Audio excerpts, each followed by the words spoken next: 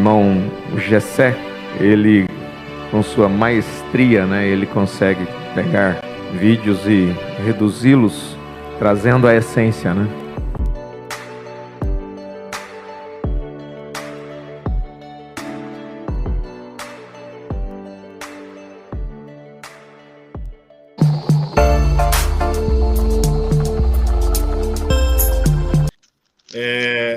O que tem acontecido aqui, Pastor Júnior, é assim, talvez a maioria dos irmãos tenha até mais tempo, vamos dizer assim, na mensagem, né, do que eu.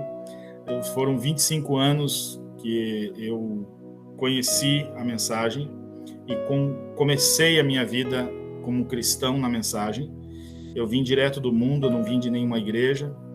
Então, são 25 anos, né, de conhecimento que você vai vendo que começa a ruir todas as bases, toda a estrutura, e a gente fica bastante desnorteado, né? Então, eu comecei com a igreja, recomecei, né? Na verdade, eu já vinha de uma linha dando muita ênfase à Bíblia, inclusive pouco antes do Pastor Júnior fazer aquele culto em dezembro, onde vocês expuseram a coisa, né, às claras, né? Eu até comentei com minha esposa, falei, mas aí um dia eu saindo da escola dominical, a nossa escola terminou antes que a escola aí de Goiânia, e eu assisti um pedacinho aí do Pastor Júnior terminando a escola em Goiânia, e eu notei que ele estava usando muito a Bíblia, isso antes de dezembro, é só para um testemunho pessoal mesmo, né? Eu notei que vocês já estavam trabalhando muito com a Bíblia. Eu até comentei com a minha esposa, falei, olha que legal, uma coisa, quando o Espírito Santo vai dirigindo, porque nós aqui já estávamos, mesmo antes de ter o conhecimento de tudo isso que a gente está conhecendo agora, a gente já vinha dando muita ênfase à Bíblia. Eu já estava estudando uma mensagem, mas eu já sempre levando as pessoas, pega a Bíblia, acompanha, vamos lá em tal escritura, sempre dando essa ênfase nas escrituras. Então eu vejo que parece que o Espírito Santo veio nos dando uma direção, mesmo sem a gente ter essas reuniões aqui que a gente está tendo agora, mas é de uma forma muito semelhante. Aquilo que vocês passaram aí, a gente estava passando aqui, mas sem se conversar e sem saber do que Deus estava preparando para a gente. Então, quando está acontecendo agora essa transição, está sendo muito suave, muito tranquilo, porque a gente já vinha trabalhando com as Escrituras, né? A gente já vinha estudando a Bíblia, então isso já é uma coisa que foi muito bom. Eu creio que Deus já deu essa direção. Inclusive, Deus nos deu foi dia 12, né, Pastor Júnior, que o irmão apresentou depois foi tirado do ar, né, aquele culto. Então, tivemos uma experiência bem sobrenatural naquele dia, porque a gente ia viajar à noite e eu deitei para descansar naquela tarde. Eu falei, a gente vai viajar a noite toda, então é bom estar descansado. Então, 2 quartos, o irmão Fernando deitou num quarto, eu deitei no outro. E naquela tarde, Deus me deu um sonho espiritual, uma visão tremenda, assim, que eu não entendi. Eu fiquei preocupadíssimo, né? Por causa dos símbolos que eu tive naquele sonho. Era uma igreja, a igreja estava num cemitério, mas não era um funeral, era um cemitério mesmo, e havia muita gente, as pessoas todas chorando, e eu não entendia aquela cena, não entendia aquele contexto. Havia uma pessoa que eu conheço, uma mulher casada, vestida de noiva, mas ela já não era noiva, eu sabia que ela não era noiva. E então, assim, eu entrei na igreja, para subir nessa igreja, tinha uma escadaria muito grande, uma igreja muito antiga, uma construção antiga, metade da escada era velha, metade era nova. A hora que eu subi nessa escada, quando eu estava chegando na parte nova, a parte velha desabou, sabe? E eu não sabia de nada do que vocês estavam estudando aí. Eu não tinha conhecimento de nada, tanto que eu acordei preocupadíssimo. O irmão Fernando, levantei, fui ao banheiro me arrumar para viajar. Nisso, o irmão Fernando levanta e na cozinha começa a comentar com os irmãos. Eu tive um sonho muito que me perturbou, com sinais assim, tremendo, coisa assim de... Isso aí, o irmão Fernando... O irmão Fernando, outro sonho, ele teve no mesmo período... Ele pessoalmente. Na mesma hora, irmão, nós em quartos diferentes, ele teve um outro sonho, né? Com outros sinais, mas assim que na hora a gente não entendeu nada, de coisas que viriam a acontecer depois, né? E a gente na hora não entendeu nada. Eu vi ele contar que teve um sonho e ficou perturbado. Depois eu acabei perguntando por WhatsApp, falei, vamos registrar isso aí, como foi o teu sonho, eu registro como foi o meu, e o tempo vai mostrar, porque eu não entendi nada. O certo é que quando a gente entra no carro para vir embora, eu recebo o culto aí de Goiânia, e venho assistindo, coloquei ali, botei o fone de ouvido, falei, enquanto eu estou indo naquele trecho de estrada, o sinal é muito bom, e eu vim ouvindo a mensagem daquela, foi uma terça ou uma quinta-feira, não lembro, onde o irmão toca justamente no ponto do sétimo anjo. Aquilo me incomodou muito, né? Aquilo realmente Bom, o pastor Júnior, o pastor Carlos, a gente tem conversado bastante. Eu tentei deixar aquilo de lado. Falei, não, tudo bem, ok, irmão Brando não é sétimo anjo, mas isso não muda nada, vamos seguir em frente, tal. Aí chego para pregar no domingo, estávamos estudando selos, abro o quarto selo para continuar estudo com a igreja. E justamente o irmão Brando dizendo, o sétimo anjo vem para revelar. Falei, mas peraí, não é sétimo anjo, pô? Como é que eu faço agora? Como é que eu digo isso, né? Porque realmente não tem sentido. Como é que eu prego isso para a igreja? Aí bateu o desespero.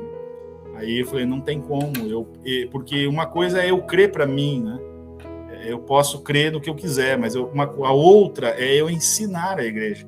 Deus vai me julgar pela palavra, não por outra coisa. E aí foi onde eu entrei em contato com o pastor Carlos, entrei em contato com o pastor Júnior, entrei em contato com o irmão Enéas, que eu vi que ele estava no Facebook, né, refutando um monte de coisa. Falei, esse caboclo também tem informação. Falei, manda para mim, manda o que vocês têm aí, porque eu tenho que saber o que é que se trata, né? Desde então, eu comecei a me sentir como Saulo, caindo do cavalo. Eu creio que cada um de vocês se sentiu assim também. Foi um momento de muita angústia, foi um momento que você vê a fé de 25 anos caindo no chão, né?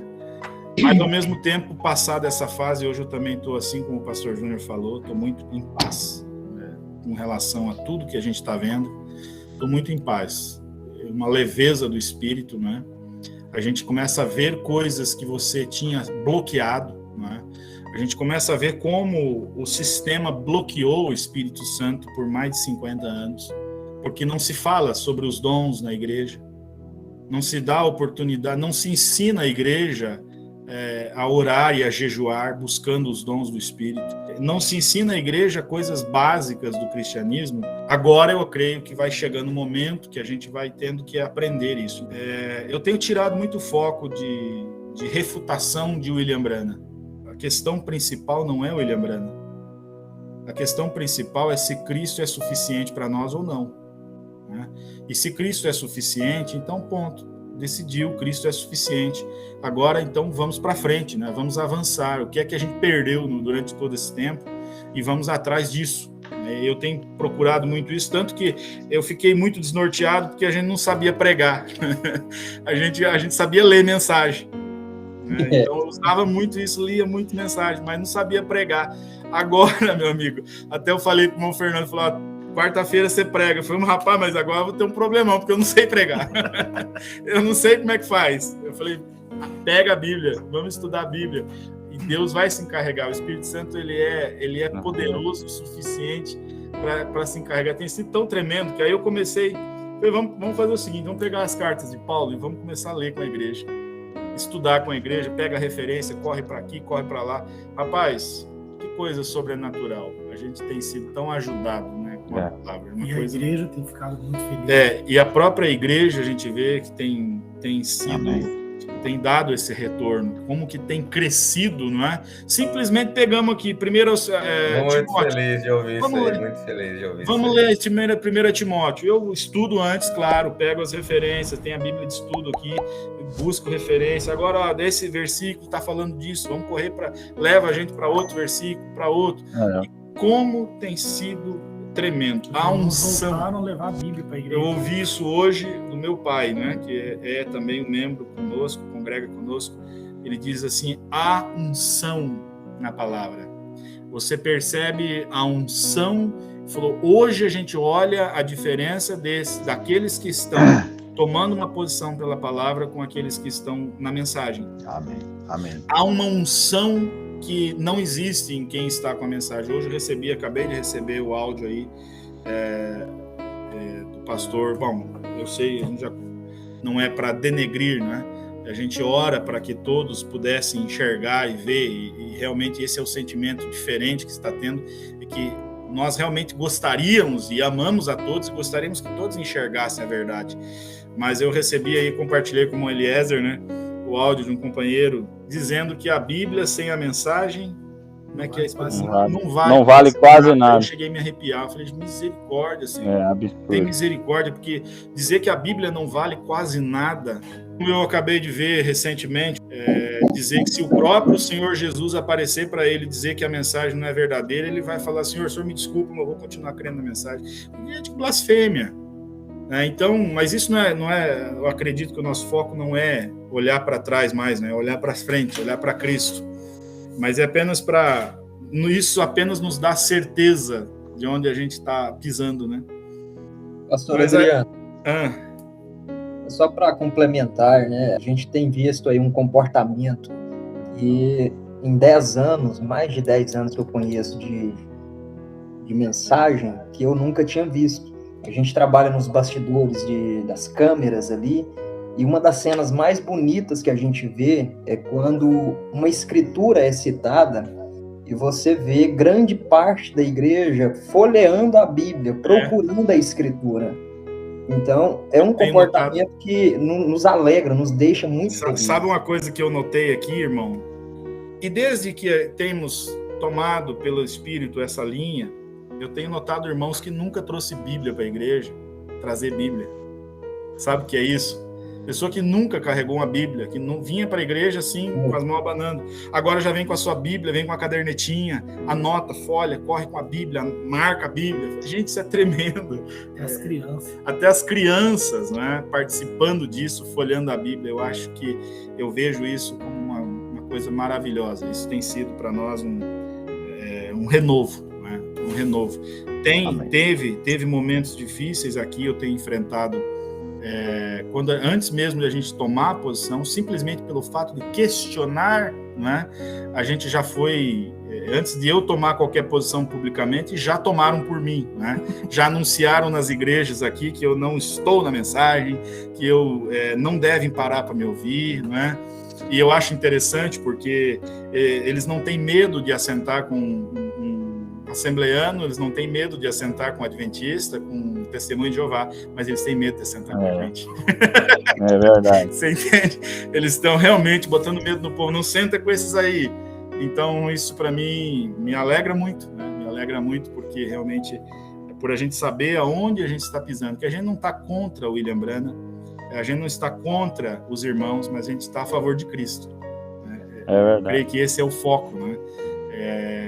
É um momento de muita sabedoria, o pastor Júnior falou aí bastante, foi muito feliz, né? Seguir com cautela.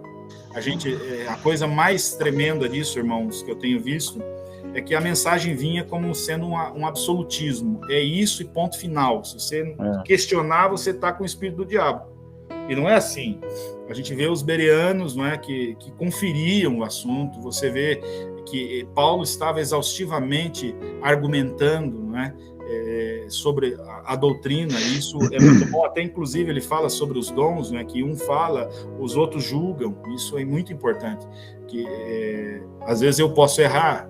Não quer dizer que o Espírito Santo erra. O Espírito Santo não erra, mas o detentor do dom pode errar. Né? Aquele que tem o dom é humano e o Espírito Santo depende de nós. Eu vi isso essa semana, é muito interessante. A coisa ela não é os dons de Deus não são unilaterais. Tipo, Deus vem e executa a obra por si só. Não, ele depende de nós. É como uma parceria. Os dons são de Deus, a unção é de Deus, mas ele depende que o homem execute essa unção da forma correta. Né? Eu posso causar dano com o dom, eu posso causar dano com uma interpretação errada, e como a gente já tem visto, né, que isso tem acontecido. Então, quando você tem esse contraponto, né, de os demais ouvem, os demais avaliam, e se tiver algo, gente, essa escritura aqui, a gente tem uma outra que pode contrabalancear, vamos ver até onde isso vai chegar, e, enfim, isso é muito bom. Eu tenho pontos que eu gostaria que a gente botasse em pauta no futuro, né? Falei sobre tirar o foco do irmão Branham, a questão não é o irmão Branham, a questão é Cristo, né? Não é se o irmão Brana é ou não é o que ele deixa de ser, porque isso a gente para nós já está muito claro. Eu creio que para a igreja já está claro. Não é sétimo anjo, não é ministério de Elias, isso aí já está claro. Então agora é olhar naquilo que a gente deixou de ver durante todo esse tempo, né? Avançar. Oi? Avançar. Eu esquecendo as coisas que atrás ficam, foi falado naquele culto que não foi aberto ao público, eu gostei muito, né? Avançar, prossigo para o alvo, né? Esquecer o de atrás. Claro que não tem como a gente ignorar completamente, porque de vez em quando surge o assunto, você tem que tratar com a igreja, você tem que mostrar, mas sempre avançando. Eu tenho procurado fazer isso, olhar aquilo que a igreja deixou de ver e a gente procurar crescer. Crescer nos dons, né? É um assunto que eu creio que no futuro a gente deva discutir. Os dons do Espírito Santo, a oração, o jejum, que são práticas que foi abafado da gente, não é? Não é falado. Vamos ser bem sincero. A gente, durante todo esse tempo, é um assunto tão importante que Paulo dedica a carta aos Coríntios, o tempo todo ele falando sobre isso. Então é um assunto que vale a pena, né, a gente tocar. Esse assunto do arrebatamento, esse dos 144 mil, fiquei curioso também. E eu creio que tudo isso vai ser de grande ajuda. Mas não quero só eu falar, né? Eu creio que o Pastor Júnior. Irmão Adriano, eu fico muito contente de ouvir isso aí do senhor, né? Porque até então eu não queria perguntar, né? Como é que estava aí o coração, né? Trocamos algumas palavras aí pelo WhatsApp, mas é bom saber das suas convicções, porque hoje aqui nós somos 1, 2, 3, 4, 5, 6, 7, 8, 9, 10, 11, né? Somos 11 aqui nessa sala. E é um número bem sugestivo, né? Era 12 mais um. Foi embora. Tá faltando mais um agora. Quando elegeu o 12º. Sim, foi bom isso aí, porque é o seguinte. Só para você ver, a gente vai lembrando das coisas. Estava pensando sobre essa questão de Deus escolheu, o homem escolheu Matias e Deus escolheu a Paulo. Verdade. Paulo, chega um momento ali em Atos que ele fala, os 12. Paulo nem se considera um dos 12. Exato. Entende? Então,